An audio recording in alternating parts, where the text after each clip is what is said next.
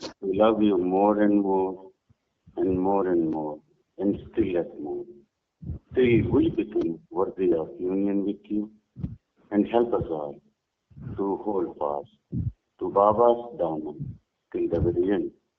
Avtar Baba ki Jai. Avatar Meher బాబాకి జై. ప్రీతం మెహర్ బాబా, నీవు ప్రసాదించిన ప్రవచన వచనము ప్రీతం మెహర్ బాబా, నీవు ప్రసాదించిన ప్రవచన వచనమును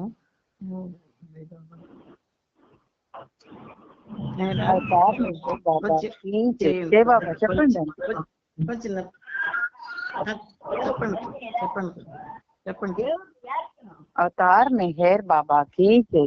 ప్రీతం మెహర్ బాబా, నీవు ప్రసాదించిన ప్రవచన సారము గ్రహించవలసిన తీరులో గ్రహించి సదవగాహన చేసుకొని వాటిని మా జీవనములలో ఆపాదించుకొని నిజాయితీతోడను నిర్మల ప్రేమతోడను వాటిని ఆచరించులాగున మా అందరినీ ఆశీర్వదించు. అట్టి ఆచరణీయత జీవన శైలిలో జీవించినట్లా మమ్ములందరినీ అనుగ్రహించుము. అవతార్ మెహర్ బాబా కి జై. జై బాబా. అవతార్ మెహర్ బాబా కి జై. అందరికీ ప్రేమపూర్వక జై బాబాలు.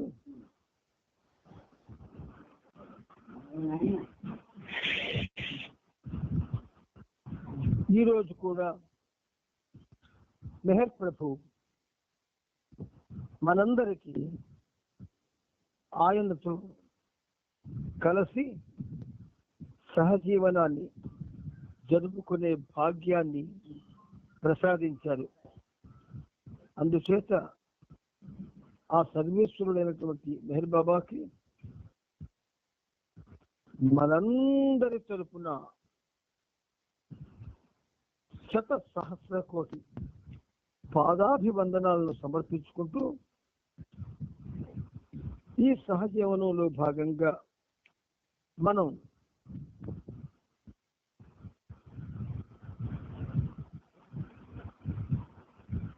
సహజీవన ప్రవచన మాలికలు ఇప్పటికీ 128 చెప్పుకున్నాం. 129, 130 బాబా మళ్ళీ ఇచ్చారు. కాబట్టి ఈ రెండింటితో మనం సహజీవన ప్రవచన వచనాల్లో మొట్టమొదట వచన రూపంలో చెప్పుకున్నది స్వార్థం గురించి. అది ప్రవచనాలు పేజీ 22లో ఉంది. ఆ 22లో ఉన్నటువంటి ఆ మెసేజ్ మనం పూర్తిగా సుమమాలికులుగా తయారు చేసుకున్నాం.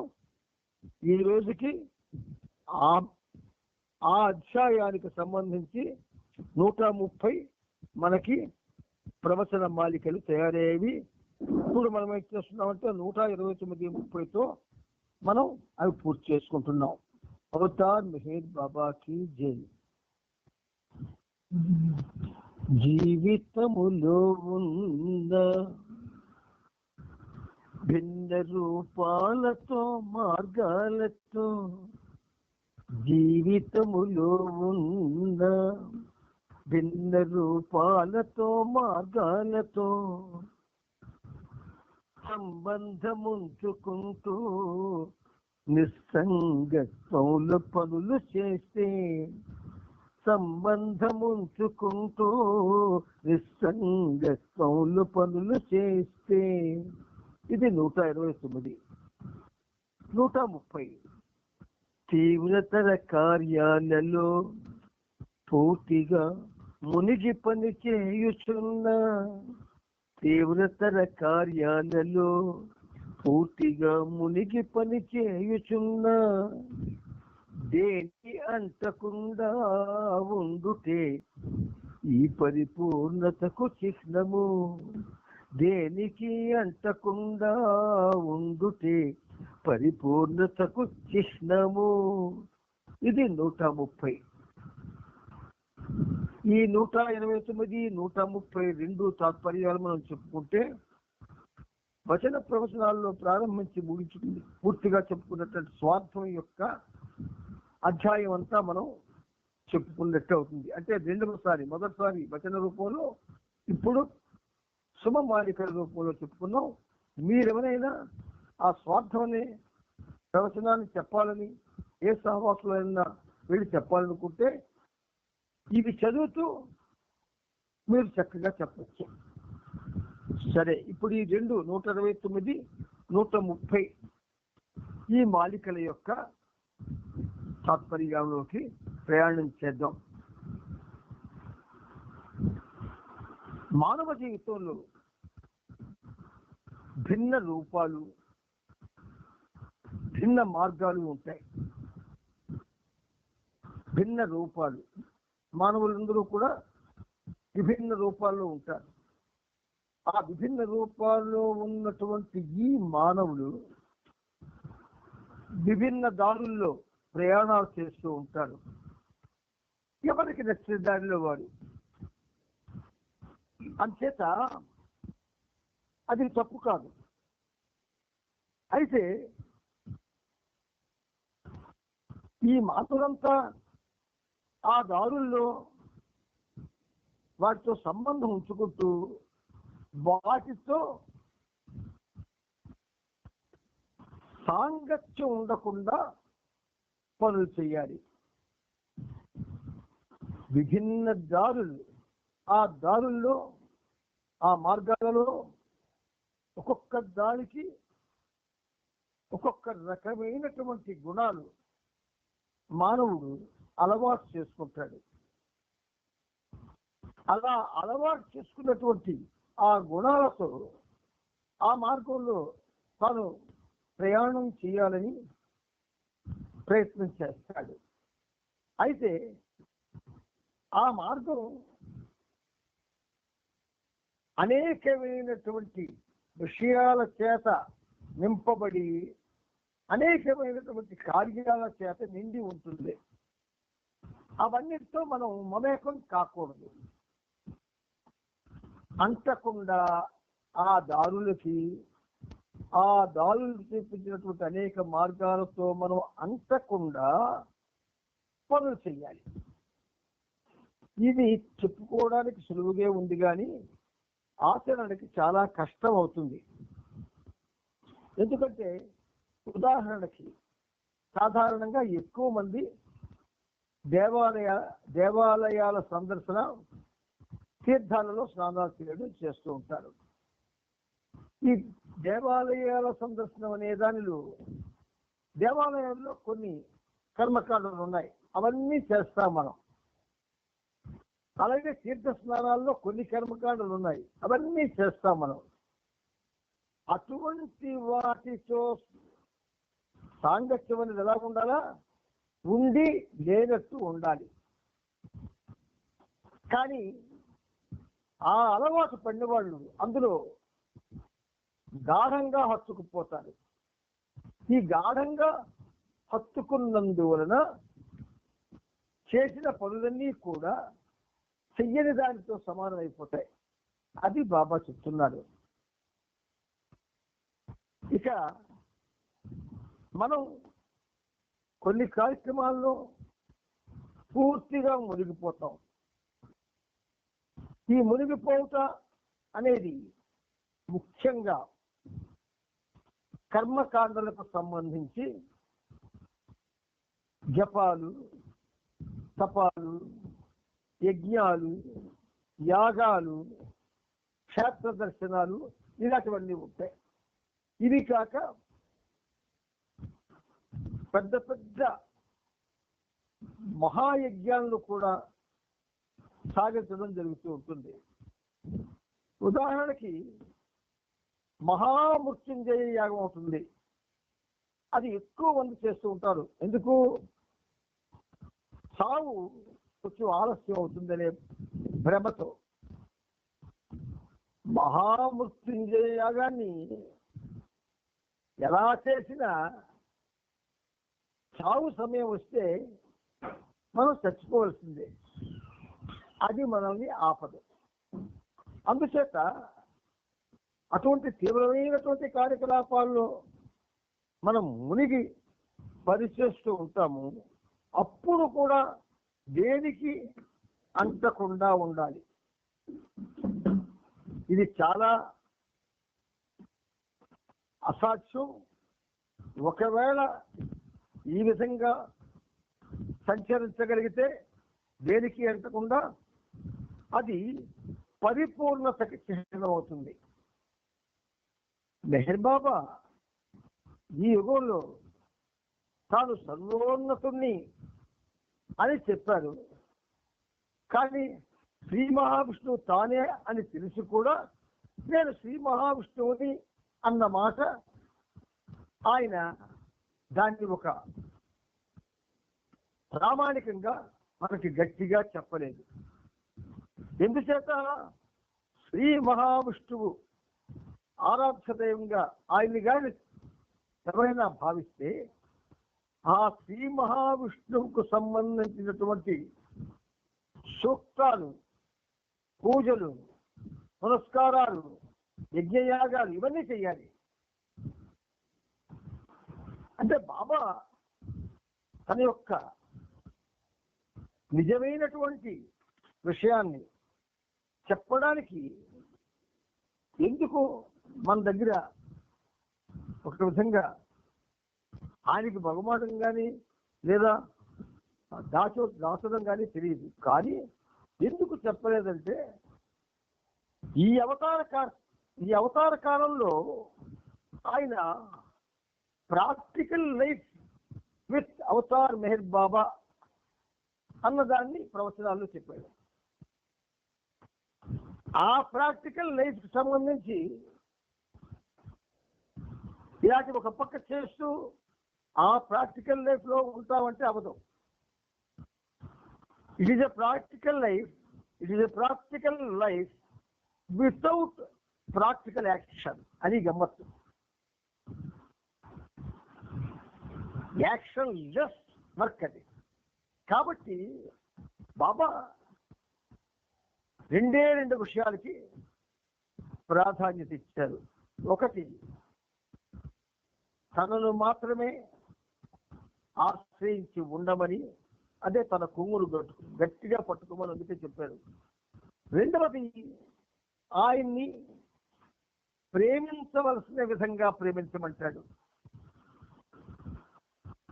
ప్రేమించవలసిన విధంగా, love me as I ought to be loved అంటాడు.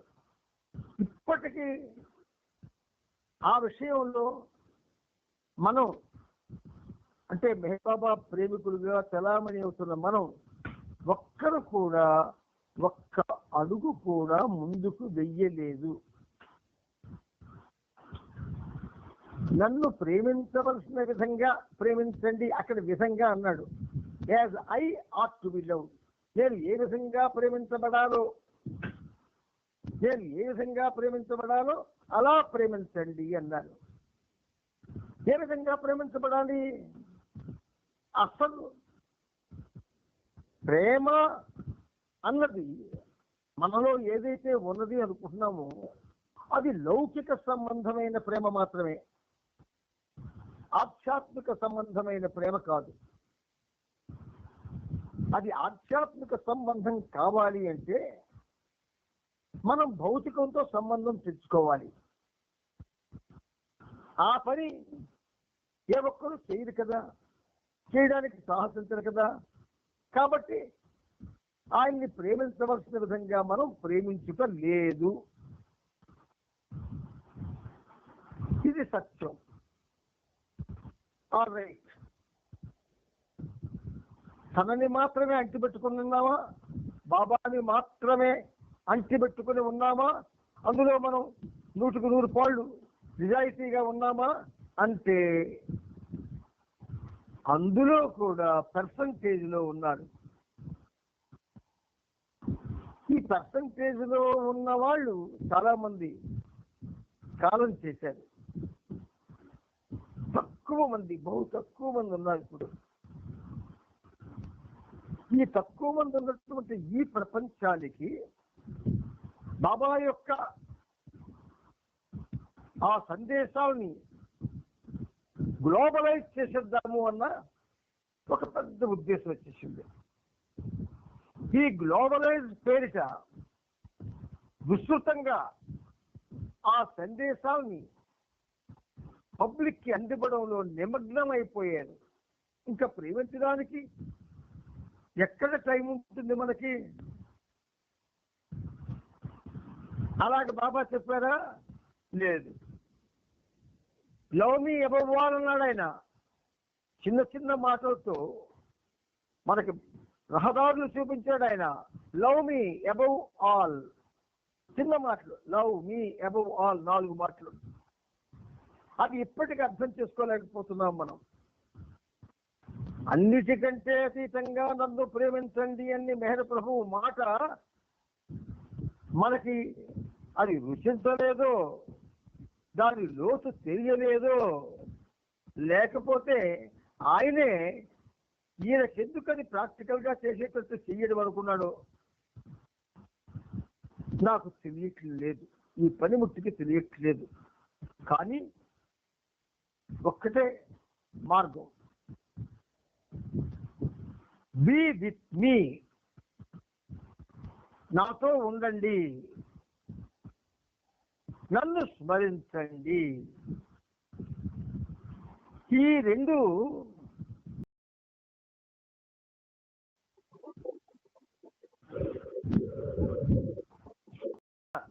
ఉన్న వేర ఇప్పుడు మనం లోపలికి వెళ్ళి పరిశీలన చేసి తెలుసుకుందాం.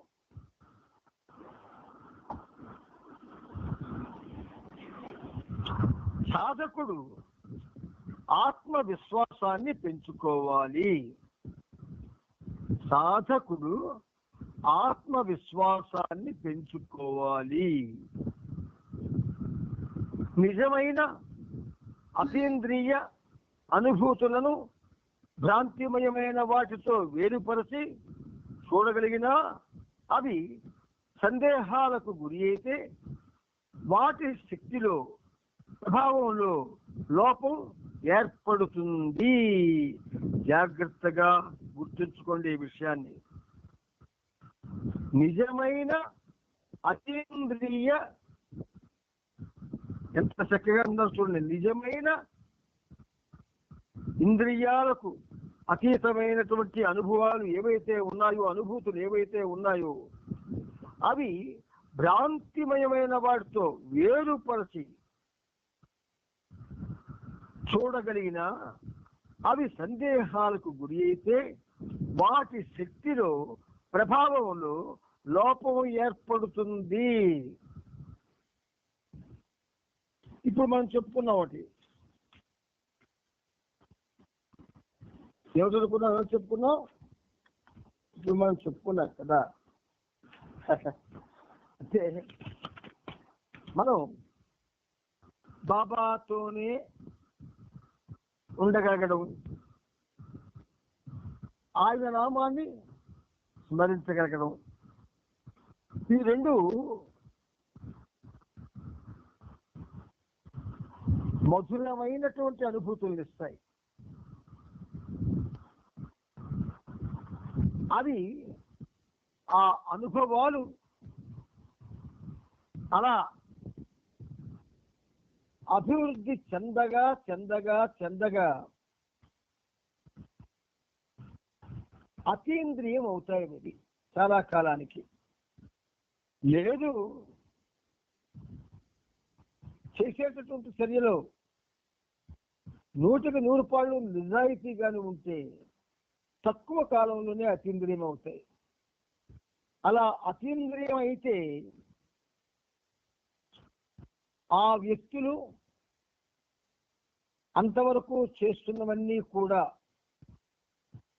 పూర్తిగా విస్మరించి ఏదైతే ఈ అతీంద్రియ స్థితిలోకి తీసుకొని వెళ్ళిందో దానితో మాత్రమే శేష జీవితాన్ని గడుపుతారు. అయితే మిగిలిన వాళ్ళు ఏం చేస్తారండి? వాటి గురించి ఆశపడరు. ఒకవేళ ఆశపడి చేద్దామనుకున్నా అనేకమైనటువంటి సందేహాలు వచ్చేస్తాయి. అలాంటప్పుడు వాటి శక్తిలో ప్రభావంలో లోపం ఏర్పడుతుంది అని బాబా ఖచ్చితంగా చెప్పాడు. అనుభూతులను పొందిన వ్యక్తి వాటిని అర్థం చేసుకునే సామర్థ్యం లేని వారితో వాటి గురించి మాట్లాడినప్పుడు వారు చేసే వ్యతిరేక ఆలోచనలను రేకెత్తించి అతని విశ్వాసాన్ని చరింపచేస్తుంది. కర్రని భూమిలో గట్టిగా పాతుతాం, అది కదలకుండా భూమిలో ఉండడానికి. కానీ ఒకసారి ఏ కారణం చేతనైనా అది కాని వదులు అయితే మళ్ళీ దాని యొక్క యథార్థ స్థితికి దాన్ని తేవడానికి కొంత సమయం పడుతుంది, శ్రమ వృధా అవుతుంది. అందుకని బాబా మనకి ప్రేమమయుడు కదా, ప్రేమే తానైన వాడు. అంచేత ఆయన ఏం చేస్తున్నాడు? ఆయన ప్రతిదీ పూసగుచ్చినట్టు అరటిపండు ఆ తొక్క ఒలిసి మనకి తినిపించినట్టుగా చెప్తున్నాడు ఆయన. అందుచేత మనం ఒకవేళ అనుభూతులను ఎవరితో పంచుకోవాలా? అనుభూతులంటే పంచుకోవడానికి ఇష్టపడని వారితో పంచుకోవాలి. ఆ ఇష్టపడిన వాళ్ళు ఎందుకు ఇష్టపడంటే బాహ్యాన్ని చెప్పని వాళ్ళు పదిలంగా దాచుకుంటారు. ఆ పదిలంగా దాచుకున్న వాళ్ళకి మనం చెప్పాలేమో, వాళ్ళు వినరు. ఇక ఎవరు వింటారండి? మనం చూడండి, సామాన్యంగా ఎలా ఉంటామంటే నవ్వుతాం, కానీ ఒక్కొక్కసారి విపరీతంగా నవ్వుతాం, ఒక్కొక్కసారి వెకిలిగా నవ్వుతాం, ఒక్కొక్కసారి ఎదుటి వాళ్ళకు అనుమానం వచ్చేటట్టుగా నవ్వుతాం, ఒక్కొక్కసారి ఎదుటి వాళ్ళకు కోపం వచ్చేటట్టుగా నవ్వుతాం. ఇలా రకరకాల నవ్వులు మనలో ఎలాగైతే చోటు చేసుకున్నాయో రకరకాల భావాలు కూడా చోటు చేసుకున్నాయి. అందువల్ల విశ్వాసాన్ని మనలో ఉన్న విశ్వాసం సడలిపోకుండా అంటే అనుభవం ఉన్న వాళ్ళతో అనుభవాల్ని పంచుకోవాలి. అనుభవం ఉన్నవాళ్ళు నీ అనుభవాలని వినరు. గుర్తుంచుకోండి, ఇవి కాశీ మజిలీ కథలు కావు అనుభవాలు. ఈ సాధారణ మానవ జన్మ మళ్ళీ వస్తే ఆ జన్మలో నువ్వు భగవంతుడితో పెట్టుకున్నటువంటి సంబంధం వలన, ఆ సంబంధంలో నిజాయితీ ఉన్నందువలన, అది చాలా కాలం జరిగినందువలన ఆయన కరుణతో ఒకటో రెండో అనుభూతులు ఇస్తారు. అది నువ్వు అటువంటి అలాగ పొందిన వాళ్ళతో పంచుకోగలవు అంటే పంచుకోవాలి. ఎందుకంటే వాళ్ళు వినరు, పదిలంగా దాచుకున్న వాళ్ళు. కాబట్టి ప్రియమిత్రులారా, ఈ ప్రవచనాలు మన యొక్క భావాలనే కాదు మార్గాలను కూడా మార్చేస్తాయి. ఆ కారణంగానే గురువు తన శిష్యుడికి అలాంటి అనుభూతులను రహస్యంగా ఉంచుకోవాలని కోరుతాడు. బయటికి చెప్పొద్దు అంటారు, అందుకే చెప్పకూడదు. వాటి యందు ఆసక్తి, అనురక్తి, అభిలాష, ఆశ లేని వాళ్ళతో చెప్తే అది ఒక విధంగా బూడిదలో పోసిన పన్నీరు అయిపోతుంది, అడవి కాసిన వెన్నెలు అయిపోతుంది. ఆ కారణంగానే గురువు తన శిష్యుణ్ణి అలాంటి అనుభూతులను రహస్యంగా ఉంచుకోవాలని కోరుతాడు. చాలా గాఢమైన అనుభూతి కూడా ఇతరుల సందేహాలతో, వ్యతిరేకతతో బలహీనపడవచ్చును. సైకోబాద్ రోజుకి 1,00,000 సార్లు బాబానామం చేసేవాడు అన్న విషయాన్ని చాలా మంది తెలియని వాళ్ళు హేళనగా తీసుకున్నారు. అయితే దాన్ని కైకోబాత్ పట్టించుకొని కానీ ఉంటే ఆయన పని చేయలేడు. ఆయన ఆ స్థితికి అధిగమించి ఉన్నాడు కనుక తాను చేస్తున్న కార్యం వల్ల ఆయనకి పూర్తి గట్టి విశ్వాసం ఉన్నది కనుక అది మానలేదు. మళ్ళాటి వాళ్ళం వెంటనే దాన్ని మానేస్తాం. మనలో ప్రేమ లేదు కదా. ప్రేమ ఉంటే బాబాయే దిగి వచ్చి ప్రేమించొద్దు అంటే క్షమించి బాబా నిన్ను ప్రేమించకుండా ఉండలేము అంటాం.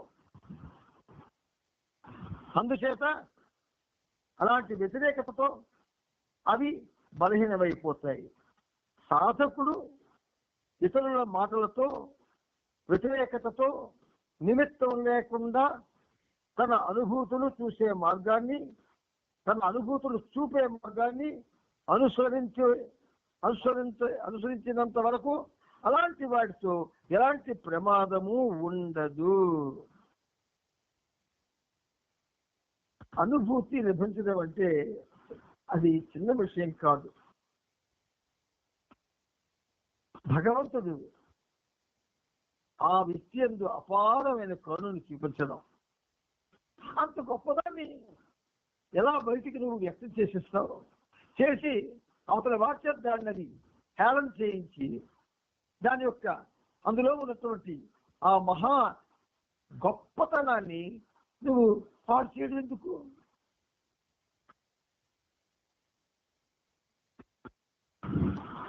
గురువు గారి నుండి అత్యధిక అతడు తనలో తాను మరియు గురువు గారి యందు అత్యధికమైన అచంచలమైన విశ్వాసాన్ని పెంచుకోవాలి. అత్యధికమైన అచంచల చలించినటువంటి అత్యధికమైనటువంటి విశ్వాసం పెంచుకోవాలి బాబా యందు.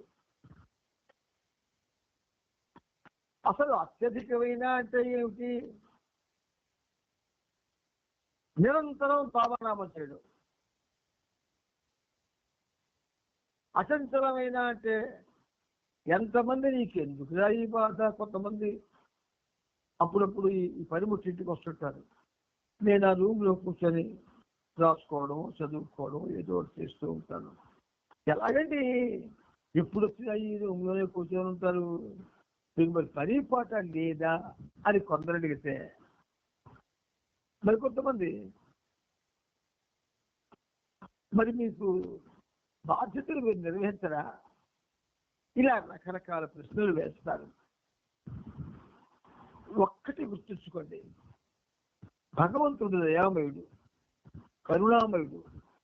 నిరంతరం నువ్వు ఆయనతో కూర్చొని ఆయనతో కాలక్షేపం చేస్తూ ఆయన యొక్క మాటల్ని మననం చేసుకుంటూ ఆయన నామస్మరణ చేస్తూ నువ్వు మిగతావన్నీ మర్చిపోయావనుకో, బాహ్య కర్మలు అవి జరగరా? ఖచ్చితంగా జరిగి తీరుతాయి. మనం ఆయన పని చేస్తే ఆయన మన పని చేస్తాడు. ఆ నమ్మకం మనకు లేదు.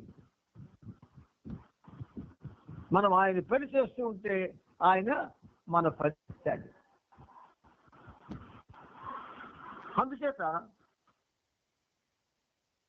గురువు గారి యందు అత్యధికమైన అచంచలమైన విశ్వాసాన్ని పెంచుకోవాలి.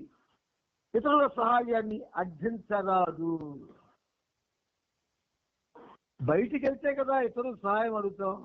మన ఇంట్లోనే ఉంటే ఎవరిని ఏది అడగవలసిన పని మనకు ఉండదు. సెల్ ఫోన్ చేతిలో ఉన్నా మనం ఇతరులతో సంబంధాలు పెట్టుకోకుండా బాబాతోనే సంబంధాన్ని పెట్టుకోవాలా?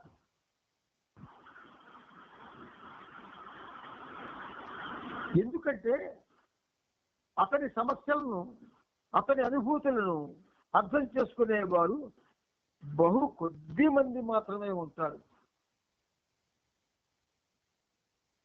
సాధకుడు అతని స్నేహితులకు, బంధువులకు అతని భావాలు, అతని కార్యాచరణ, దానికి మూలమైన దాని గురించి సంపూర్ణ అవగాహన ఉండదు కనుక వారి అవగాహన రాహిత్యాన్ని ఎదుర్కొనేందుకు తప్పక సిద్ధంగా ఉండాలి. ఈ ప్రపంచం కల్మషమయం, నమ్మండి, పూర్తిగా కల్మషంతో నిండిపోయింది. ఎవ్వరికీ కూడా భగవంతుని యందు నిష్కళంకమైన నిర్మలమైనటువంటి ప్రేమ లేదు. అదేమిటి సర్టిఫికెట్ ఇచ్చేస్తున్నారు మీరు అని మీకు అనుమానం రావచ్చు. ఇగో ఫలానా ఆయన ఉన్నాడు అని కానీ మీరు ఒక్కడిని చూపిస్తే, చాలాసార్లు ఈ మాట మీరు చెప్తున్నాను, నేను వెళ్ళి ఒక్కడు ఉన్నాడండి అని మీరు నాకు చూపిస్తే నేను ఇక్కడ ఉండకుండా ఆయన సేవ చేసుకుంటాను. వెళ్ళి ఒక్కడిని చూపిస్తే, మన భారతదేశంలో కానీ పాశ్చాత్య దేశంలో కానీ, సరే పాశ్చాత్య దేశం నేను ఎలాగో వెళ్ళలేను, మన ఆంధ్రప్రదేశ్లో ఏ ఒక్కడున్నా నాకు చూపించండి, నేను వెళ్ళిపోయి ఆయన సేవ చేసుకుంటాను. అంత అదృష్టం కదండి. పూర్తిగా బాబా కోసమే జీవిస్తూ, బాబా నామస్మరణ చేస్తూ మిగిలినవన్నీ చదివించాడు. వాడు అంత గొప్పవాడు. భగవద్ అనుగ్రహం లేకపోతే ఆ పని చేయలేడు. భగవద్ అనుగ్రహం పొందిన ఆ వ్యక్తి సేవ చేసుకున్నా కొంత మన జీవితం చరితార్థం అవుతుంది. అందుచేత ప్రియమిత్రులుగా ఈ ప్రవచనాలు అవి వచనాలు కావు.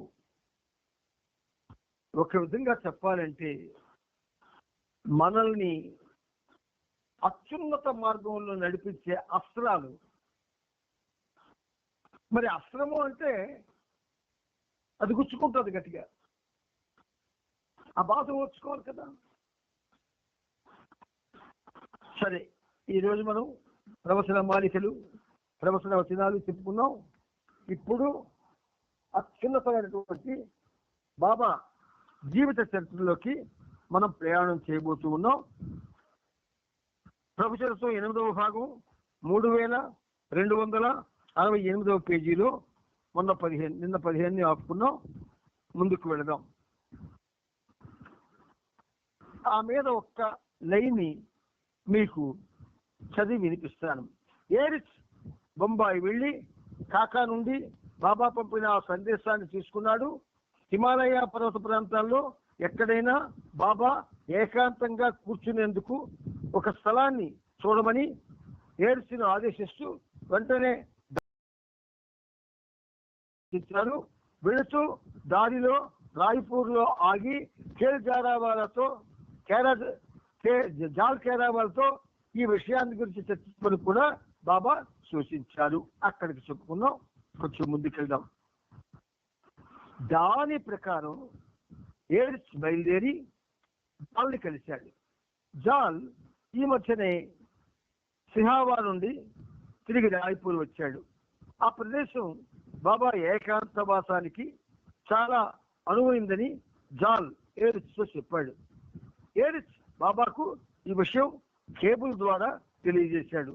జాల్ ప్రతిపాదనను బాబా అంగీకరిస్తూ ఏరిచ్ను తిరిగి వచ్చేయమని ఆదేశించారు. అప్పుడు ఏరిచ్ డార్జిలింగ్ వెళ్లకుండా పసర్నీకి వెళ్ళాడు. వెంటనే బాబా ఏకాంతవాసానికి సన్నాహాలు ప్రారంభించారు. తూర్పు దేశాలకు చెందిన అత్యంత శ్రేష్టమైన వేదాంత విద్యను పశ్చిమ దేశాలలో తొలిసారిగా పరిచయం చేయడానికి 2 మహాజ్ఞానులు బాధ్యులు. కలకత్తాలోని సద్గురు రామకృష్ణ ముఖ్య శిష్యుల్లో ఒకరైన స్వామి వివేకానంద 1893లోను 1897లోను అమెరికాలో పర్యటించి వేదాంత విద్యలోని ఈ మార్మిక తత్వాన్ని, మిస్టికిజాన్ని అక్కడి ప్రజలకు పరిచయం చేశారు. ఒక చిన్న సమాచారం మీకు తెలియజేస్తున్నాను.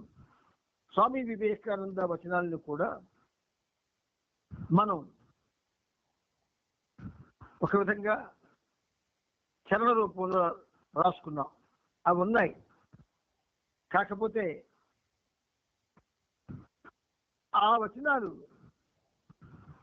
మనకి కాక భౌతిక ప్రపంచంలో వివేకానందకి ఇష్టపడే వాళ్ళకి, నాకు అప్పుడప్పుడు అలాంటి వాళ్ళు కలిస్తే వాళ్ళకి చెబుతూ ఉంటుంది ఈ పనిముట్టు.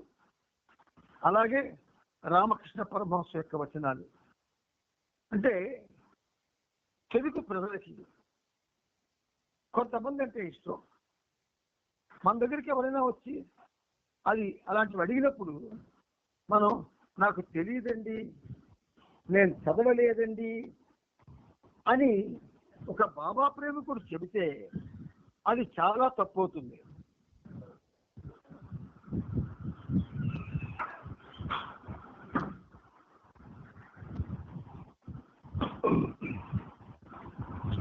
మా దగ్గరికి ఎవరు ఏ విషయాన్ని అడిగినా సరే దాన్ని చెప్పగలిగేటటువంటి ఒక పరిస్థితి మనలో బాబా నెలకొల్పుతాడు, అలా సహాయం చేయడం ప్రారంభిస్తే.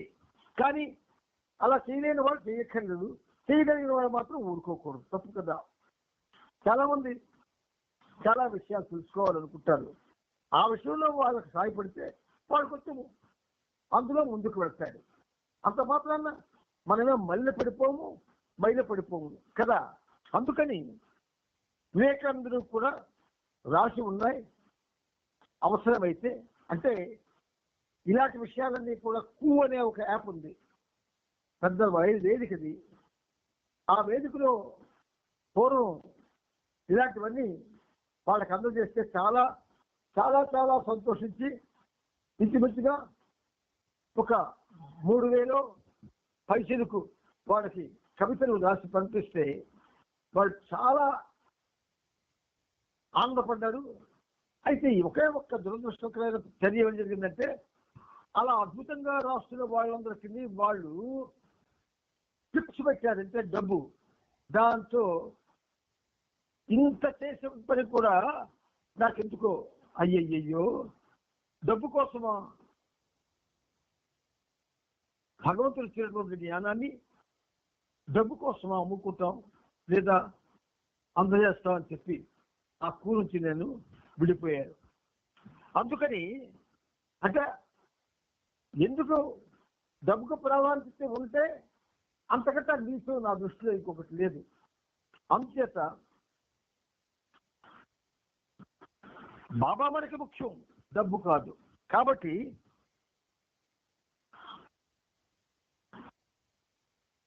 తూర్పు దేశానికి చెందిన అత్యంత శ్రేష్టమైన వేదాంత విద్యను పశ్చిమ దేశాల్లో తొలిసారిగా పరిచయం చేయడానికి 2 మహాజ్ఞానులు బాధ్యులు.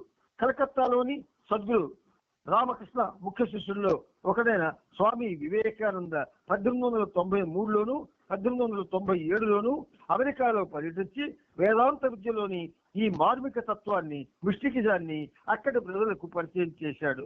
పర్షియన్ సూఫీలు అనుసరించే ఈ మార్మిక విద్యను 1911లో ఇనయత్ ఖాన్ అమెరికాలో ప్రవేశపెట్టాడు.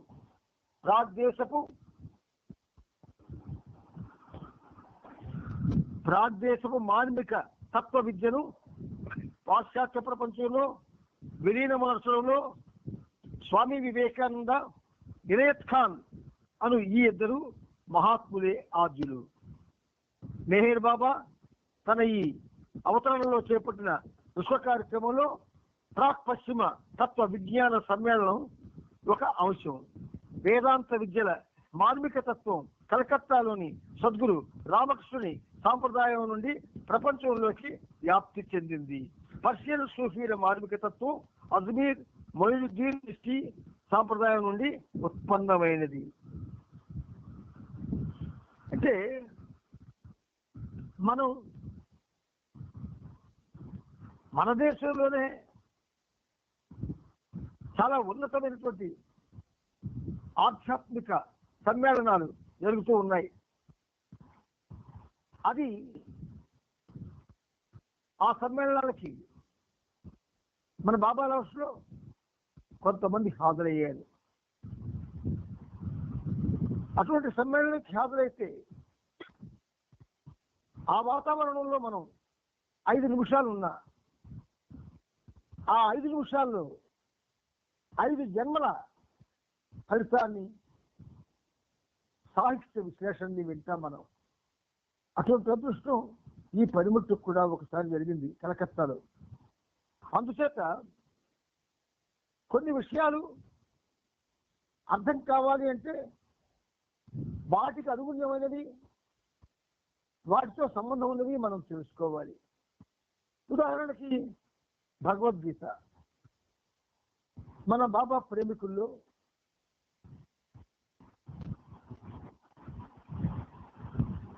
ఒకరు భగవద్గీతను ఉపాసన పట్టాడు. అలాగే బైబిల్ కూడా ఒక ఆయన ఉపాసన పట్టాడు. వీళ్ళు బాబాతో ఉంటూ ఆయా భాగాల్లో అప్పుడప్పుడు వెళ్ళి అక్కడ ఉన్నటువంటి మనుషులకి ఆనందాన్ని కలుగు చేస్తారు. అయితే బాబాతో ఉన్నవాడు ఇవన్నీ చేస్తే మళ్ళీ పడిపోడు, వాడికే పాపం అంటదు. ఆధ్యాత్మిక మార్గంలో అందరికీ మనం సహకరించగలిగే పరిస్థితిలో ఉండాలి. అసలు మనకి మనమే సహకరించుకోలేని పరిస్థితిలో ఉన్న మనం మిగతా మతస్థులకి ఎలా సహకరిస్తాము? మరి ఆ మతావలంబకులు ఏ గ్రంథాలు చదువుతున్నారు?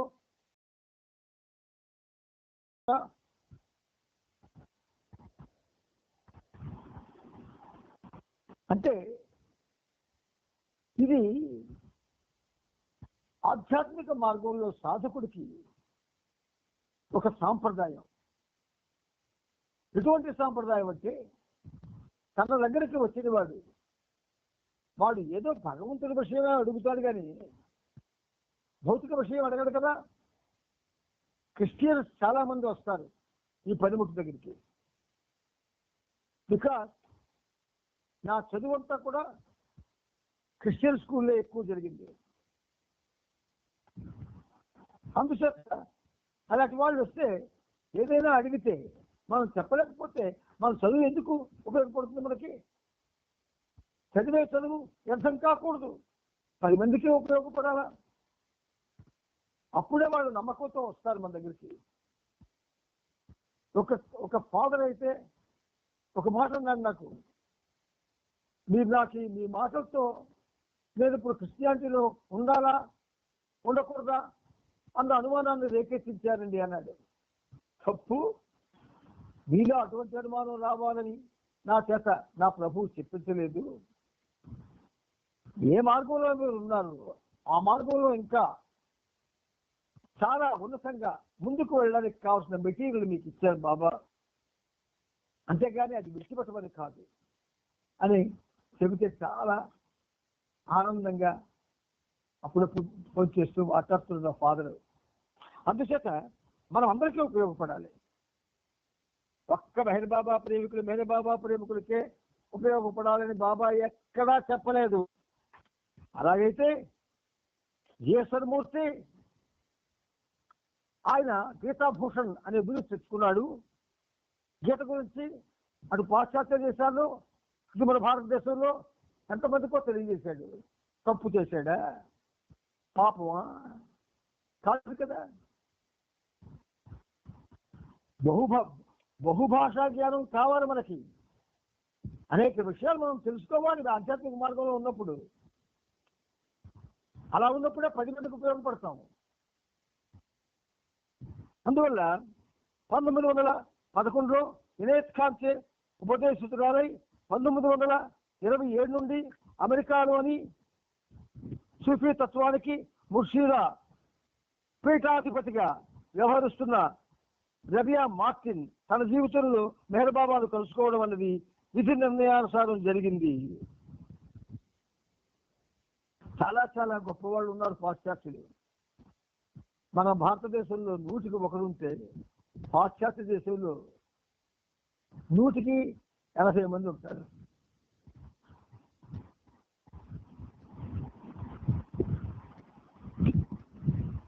1942లో రబియా మార్టిన్ నొరీనాను ఎలిజబెత్ ను కలిసింది. బాబా తలపెట్టిన అమెరికా మెహర్ కేంద్రానికి స్థలం కోసం వారిద్దరూ కాలిఫోర్నియా రావడం జరిగింది. తమ గురుదేవుని గురించి నొరీనా ఎలిజబెత్ చెప్పగా విని మెహర్ బాబా ఒక అత్యంత అసాధారణ ఆధ్యాత్మిక పురుషుడని రబియా దృఢంగా నమ్మింది. బాబా వలన ఆమె ఆంతరంగికంగా పొందిన అనుభూతితో ఎంతో ప్రభావితురాలై శాన్ ఫ్రాన్సిస్కోకి దగ్గరలో ఉన్న ఫెయిర్ ఫాక్స్ లోని తమ సూఫీ రిట్రీట్ ను బాబా తన అవసరానికి వినియోగించుకోవచ్చునని తెలియజేసింది. ఇండియాలో ఉన్న బాబాకు ఎలిజబెత్ ఇలా రాసింది: రబియా ఇలా తన రిట్రీట్ ను ఇవ్వజూపడం హృదయపూర్వకంగా చేస్తున్నట్టుగా కనిపిస్తున్నది. కాలిఫోర్నియాలో మేము కలిసిన వ్యక్తుల్లో రబియా ఆధ్యాత్మికంగా చాలా పురోగతి సాధించిన వ్యక్తిగాను మంచి అవగాహన పొందాలుగాను మేమంతా విశ్వసిస్తున్నాము. చూడండి, పురోగతి సాధించిన వ్యక్తిగా, అవగాహన ఉన్నదానిగా మేము విశ్వసిస్తున్నాం అని మనం ఇండియాలో ఎవరైనా చెప్పారా? మళ్ళా మనమే చెప్పిస్తుంటాం. ఆయనకి చాలా అవగాహన ఉంది, ఈవిడ చాలా మంచి పనులు చేస్తుంది, మనమే చూపించుకుంటాం. తరువాత 3 ఏళ్లు రబియా మార్టిన్ బాబా గ్రంథాలని లోతుగా అధ్యయనం చేసింది. ఈ లోతుగా అధ్యయనం చేయడం చాలా మందికి ఇష్టపడదు. ఎందుకంత లోతులకు వెళ్ళిపోవాలా అంటారు. దీనికి బాబా మంచి ఉదాహరణ చెప్పాడు. దిగ్ దిగ్ దిగ్ అని చెప్పి, నీకు నీరు కావాలంటే నెయ్యి తవ్వాలి, నెయ్యి తవ్వాలి అంటే లోతుకెళ్ళాలి. ఎంత లోతులో నీరు పడుతుందో అంతవరకు వెళ్ళిపోవాలి, అప్పుడే నీకు నీరు దొరుకుతుంది. అదేవిధంగా ఆధ్యాత్మిక సాహిత్యం ఎంత లోతుల్లోకి వెళ్ళి ఆలోచిస్తే అంత లోతైన విషయాలు మీకు అవగతం అవుతాయి. 10 మందికి వాటిని చెప్పి వాళ్ళలో వివేకం కలిగించడానికి మనకి ఆస్కారం దొరుకుతుంది. తరువాత 3 ఏళ్లు రబియా మార్టిన్ బాబా గ్రంథాలని లోతుగా అధ్యయనం చేసింది. బాబాతో ఉత్తర ప్రత్యుత్తరాలు ప్రారంభించింది. న్యూయార్క్ నగరానికి తరచూ వెళ్తూ లొరీనాకు ఎలిజబెత్ కు బాగా స్నేహితురాలయ్యింది.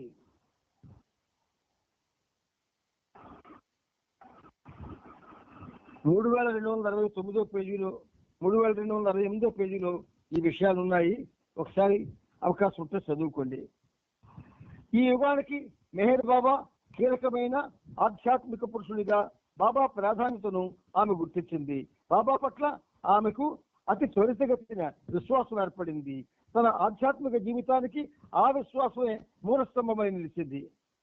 ఏ నొరీనా, ఏ ఎలిజబెత్, రబియా ఏ ముగ్గురు చేత మాట్లాడుకున్నామో అందులో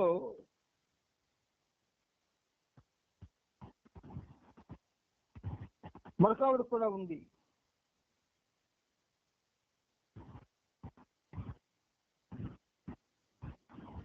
అయితే ఆవిడ పరిస్థితి ప్రస్తావన కూడా వస్తుంది. తన ఆధ్యాత్మిక జీవితానికి ఈ విశ్వాసమే మూలస్తంభమై నిలిచింది. 1945 ఏప్రిల్లో నొరీనా ఎలిజబెత్ ఆమెను తమతో ఉండమని ఆహ్వానించింది. అలాగే ఆమె న్యూయార్క్ వచ్చి వాళ్ళని కలిసింది. తర్వాత మిడ్కిల్ బీచ్ లో జూలై వరకు వారితో గడిపింది.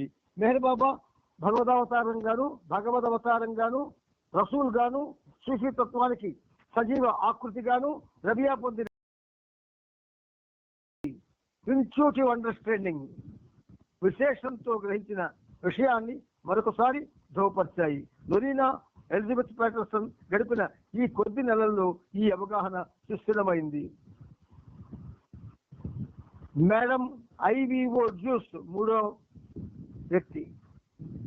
ఆ ఐవిఓ జ్యూసే మనకి ఒక విధంగా అద్భుతమైనటువంటి పుస్తకాన్ని మనకు అందజేసింది. ఆవిడ అందజేసిన ఆ పుస్తకం తెలుగులో కూడా అక్బర్ కృష్ణ గారు మనకి అది తయారు చేసి నేను ఇక్కడ ఏం చేస్తున్నాను అనే పుస్తకాన్ని ఆయన అందించడం, అది ఆ మధ్య మీతో అది కూడా చదువుకుంటే బాగుండు అని నేను చెప్పడం జరిగింది. బాబా ఆ చర్య కొంచెం అది ఎందుకో ఆపేదైనా సరే. ఈ ఉత్తరాల పూర్తి సారాంశం ఈ దిగువ ఇయ్యబడింది. Hollywood, California, August 24, 1945. దైవ సమానులు ప్రీతములు అయిన గురువర్యులకు సంబోధన చూడండి ఎంత బాగుందో. దైవ సమానులు ప్రీతములకు గురువర్యులకు మీరు కోరిన విధంగా గత 5 నెలల నా ఆధ్యాత్మిక ప్రయాణంలో నా అనుభవాన్ని గురించి సంగ్రహంగా వివరిస్తాను. మొదటిసారి నేను న్యూయార్క్ వచ్చి నేర్చుకునేందుకు సేవ చేసేందుకు వచ్చాను అని సాదాసీదాగా తెలియజేస్తూ మీకు రాశాను. అప్పటి నా అనుభవం కన్నా ఈ 5 నెలల్లోని నా చైతన్యం వికసించి ప్రేమ, తేజం, సత్యం యొక్క అంతర్దర్శనాన్ని అనుభవించాను. ఎవరైనా మన ఇండియాలో ఇలా అనగలరా? ఈ 5 నెలల్లోనూ నా చైతన్యం వికసించి ప్రేమ, తేజము, సత్యము యొక్క అంతర్దర్శనాన్ని అనుభవించాను. అంటే పాశ్చాత్యులు వాళ్ళు ప్రతిదాన్ని తీవ్రంగా తీసుకుంటారు, మనం ప్రతిదాన్ని తేలిగ్గా తీసుకుంటాం. అంటే తేడా మనకి వాళ్ళకి. నా హృదయంలోనూ అంతరంగంలోనూ ఎట్టి వివక్ష లేని జాగృతిని నాకు కలిగించావు. నా మన ప్రాంగణాన్నంతా నీ దివ్యకాంతితో అతి శీఘ్రగతిని ప్రక్షాళన గావించావు. నీ భగవత్ సాక్షాత్కార జల ప్రవాహాల్లో నా ఎద మునిగి అలసి సొలసేలాగా నిష్కపటంగా నిజాయితీగా నేను తెలుసుకున్నాను అని నాతో పలికించావు. ఇక నా మదిలో సందేహానికి తావు ఎప్పటికీ లేదు. నీవు మాకు తరచుగా చెబుతుంటావు ప్రేమను మీరు తెలుసుకోలేరు అని. అయినా బాబా కోసం నా ఎదలో ప్రేమ ఇంకా పెరిగింది. ప్రేమ స్వరూపుడమైన నీ కోసం నా ఎద మరింత బిగ్గరగా ఆక్రోశించింది. నీవు వచ్చి మాకు ప్రబోధించమని ఆ ఆక్రందన అవతారుడమైన నీ కోసం నా హృదయంలోని ప్రేమ పొరల్లో దాగి ఉన్న దివ్య శక్తుల్ని జాగృతపరచమని ముఖ్యంగా నా ఎద ఆక్రోశిస్తుంది. నీవు అవతారుడమని నా అనుభవం చెబుతుంది. సృష్ట్యాది నుండే ఈ వారసత్వం నాకు సంక్రమించింది అని హఫీజ్ చెప్పలేదా? దివ్య స్వరూపుడైన ఓ గురుదేవ, మా ఆత్మక ప్రేమయే ప్రభు అన్న విషయం కొంతవరకు గ్రహించావు. నాకు సంబంధించినంత వరకు, నేను గ్రహించినంత వరకు నీవు ఆ ప్రేమకు ఉదాహరణగా నిలిచావు. నీ కార్యక్రమాలు, నీ సందేశాలు అన్ని ప్రేమను, వెలుగును, సత్యానికి, ప్రేమకు, వెలుగుకు, సత్యానికి ప్రతిరూపాలు. అనుభూతి చెందటమే జీవించడం. దీనిని మేల్కొల్పి బోధించావో దాన్ని నేను ఎప్పుడు దేనిని మేల్కొల్పి బోధించావో దానిని నేను ఇప్పుడు అనుభవిస్తున్నాను. ప్రేమ ఒక్కటే మిగిలేలా నా హృదయాన్ని, మా అందరి హృదయాలను ప్రేమతో నింపేందుకు రమ్మని రోధిస్తూ నేను వేడుకుంటున్నాం. మహోన్నత ఆనంద రస పారవస్యాన్ని అక్షరాల్లో రాయలేవు. నా ఎదలోని బాధను వెళ్ళగక్కడం తప్ప నేనిప్పుడు చేయగలిగింది ఏమీ లేదు. వాస్తవంలో ఇందు ఏళ్ళకి ఎట్టి నామరూపాలు లేని బాబా అనే దివ్య మానవుని. ఎంత బాగా రాసిందో చూడండి.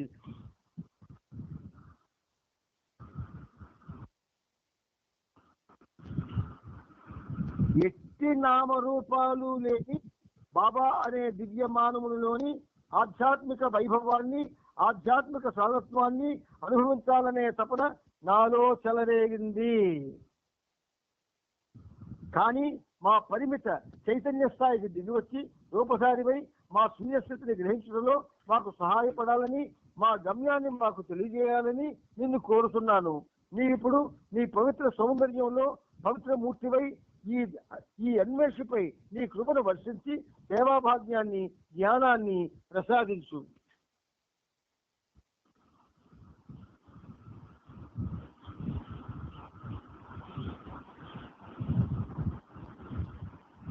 మా ఈ పరిమిత జీవనంలోని కృష్ణ మార్గంలో జ్ఞాన వెలుగును చూపి మార్గదర్శివై మమ్ములను ప్రేమ, వెలుగు, సత్యాల యొక్క ప్రతిరూపమైన భగవంతుని దగ్గరికి చేర్చు.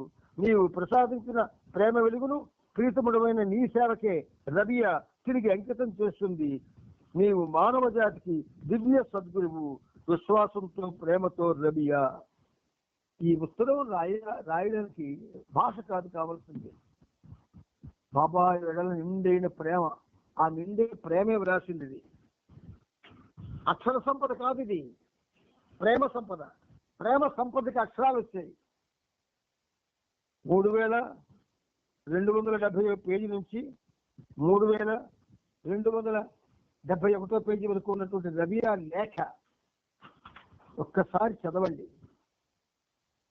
మనకి హృదయాలు ఉన్నాయి కదా,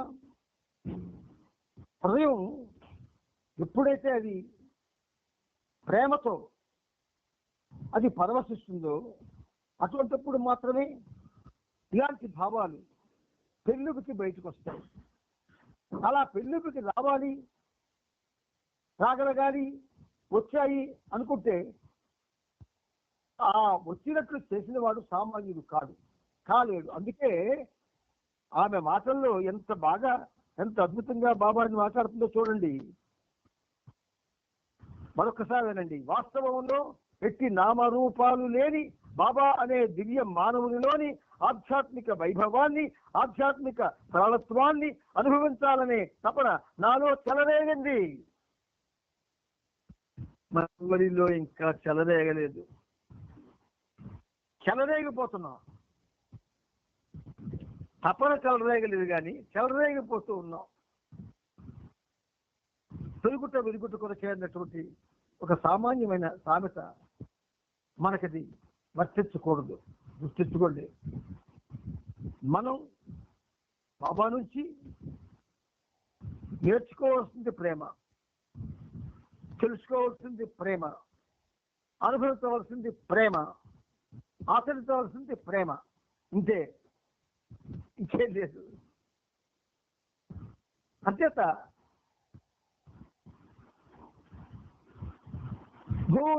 భూలోకవాసుడా భువనైక సుందరుడు ఏ లోకమున నుండి ఈడకాలిడినాడు. అలా రాయడానికి భాష కాదు తెలియవలసిందే. హృదయం రసప్లావితం కావాలి. అలా రసప్లావితం అయితేనే అటువంటి రాతలు బయటకు వస్తాయి. ప్రియమిత్రులారా, జీవితం చాలా విలువైంది. జీవనం అందులో ఒక చిన్ని భాగం. అది 50 ఏళ్ళు కావచ్చు, 60 ఏళ్ళు కావచ్చు, 70 ఏళ్ళు కావచ్చు, 10 ఏళ్ళు కావచ్చు, 20 ఏళ్ళు కావచ్చు, 40 ఏళ్ళు కావచ్చు. ఆ జీవించినంత కాలం భగవంతుని యొక్క ప్రాపు అనుభవించితేనే అది మానవ జీవితం. లేకపోతే అది మానవ జీవితం కాదు, కాలేదు, కాబోదు కూడా. అందుకే బాబా మనకి ఎంతో ప్రేమతో లవ్ మీ అబవ్ ఆల్, లవ్ మీ అబవ్ ఆల్, లవ్ మీ అబవ్ ఆల్ అంటే ఆ మాటల్ని చాలా తేలిక చేసుకున్నాం మనం. అందుచేత ప్రియమిత్రులారా, ఈ 3271 పేజీలో ఉన్నటువంటి రబియా లేఖ ఒక్కసారి ప్రశాంతంగా కూర్చుని ఒక్కొక్క పేర 1కి 10 సార్లు చదవండి. ఏం జరుగుతుంది? ఇంతవరకు మీ హృదయంలో పొందినటువంటి ఆనందం లభిస్తుంది. ఇంతవరకు మీ హృదయాల్లో పొంగి పొరలని ప్రేమ ప్రవాహం ప్రవహిస్తుంది. ఇంతవరకు భౌతిక భావాలతో నిండిపోయినటువంటి మీ మనస్సు మహోన్నతమైన మెహర్బాబా ప్రేమ కోసం పరితపిస్తుంది. ఇది సత్యం, సత్యం, సత్యం. ఈ అనుభవం పొందకపోతే మానవ జన్మ వృధా. కేవలం భౌతిక జీవితాన్ని తిన్నాము, పడుకున్నాము, లేచాము అన్న 3 భావాలతో కాక భావానికి అతీతంగా, ఆలోచనలకు అతీతంగా, ఆవేశానికి అతీతంగా, ఆనందానికి అతీతంగా, ప్రేమకు అతీతంగా భగవంతుడితో జీవనాన్ని పంచుకోగలిగితే అంతకు మించిన భాగ్యం ఈ ప్రపంచంలో ఇంకేది ఉండదు. గ్రహించండి. ఈ పనిముట్టు మీకు ఈ విషయాలు అందివ్వడంలో ఒక విధంగా ఎంతో ఆర్ద్రతని అనుభవిస్తుంది. ఆర్ద్రతతో మీకు తెలియజేస్తుంది. ఆ ఆర్ద్రత తెలుసుకొని మీ జీవితాలు పావనం చేసుకోండి. అవతార్ మెహర్ బాబా కీ జై, అవతార్ మెహర్ బాబా కీ జై, అవతార్ మెహర్ బాబా కీ జై.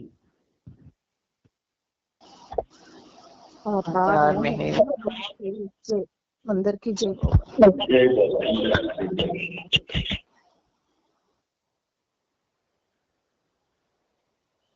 జై బాబా, అందరికీ జై మెహర్ బాబా.